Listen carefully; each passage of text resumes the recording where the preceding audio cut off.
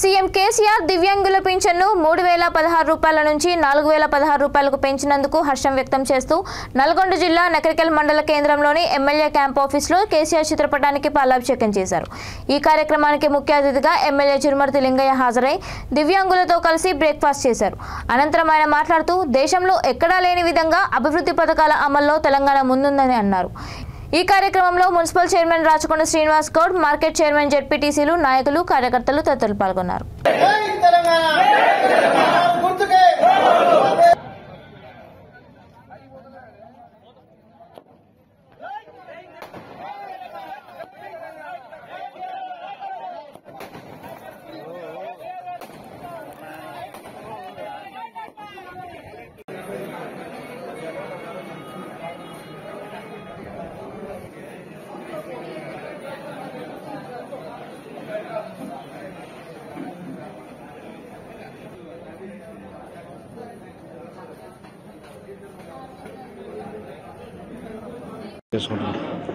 ఈరోజు దివ్యాంగుల కోసం కానీ వయసు మీద పడ్డ వాళ్ళ కోసం కానీ ఏనాడన్నా ఏ ప్రభుత్వాలన్నా వాళ్ళ కుటుంబాలను ఆదుకోవాలి, వాళ్ళకు ఆత్మస్థైర్యం నింపే విధంగా భరోసా ఇవ్వాలి అని చెప్పి ఏ ప్రభుత్వాలు కూడా ముందుకొచ్చిన సందర్భాలు కేసీఆర్ గారు ప్రభుత్వం వచ్చినాక ప్రతి వికలాంగులు కావచ్చు, వితంతులు కావచ్చు, ఒంటరి మహిళలు కావచ్చు, వయసు మీద పడ్డ తల్లులు తండ్రులు కావచ్చు, అలాంటి వ్యక్తులందరికీ నేనున్నానని చెప్పి ఒక భరోసా ఇచ్చిన నాయకుడు కేసీఆర్ గారు। ఆ పద్ధతిలోనే గతంలో మరి ఏ రకమైన పెన్షన్లు వచ్చి మనందరం చూసినాం।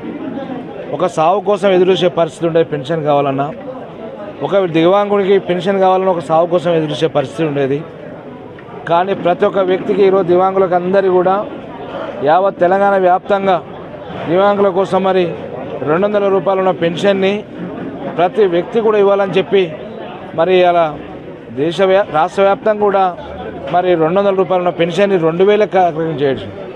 అదేవిధంగా ఒక అడుగు ముందుకేసి 2000, 3016 కాదు, వాళ్ళకి ఇంకొక 1000 రూపాయలు పెంచుదాము, ఖర్చులు పెరుగుతున్నాయని చెప్పి ఇలా 4116 రూపాయలు అయితే జీవో తీసిండో ఆ సందర్భంగా గౌరవ ముఖ్యమంత్రి కేసీఆర్ గారికి మా నకరికల్ నియోజకవర్గ తరఫున, నా సోదరి దివ్యాంగుల తరఫున ఆర్థిక శుభాకాంక్షలు మనస్ఫూర్తిగా ఆర్థిక శుభాకాంక్షలు తెలియజేస్తూ, ఎందుకంటే వాళ్ళు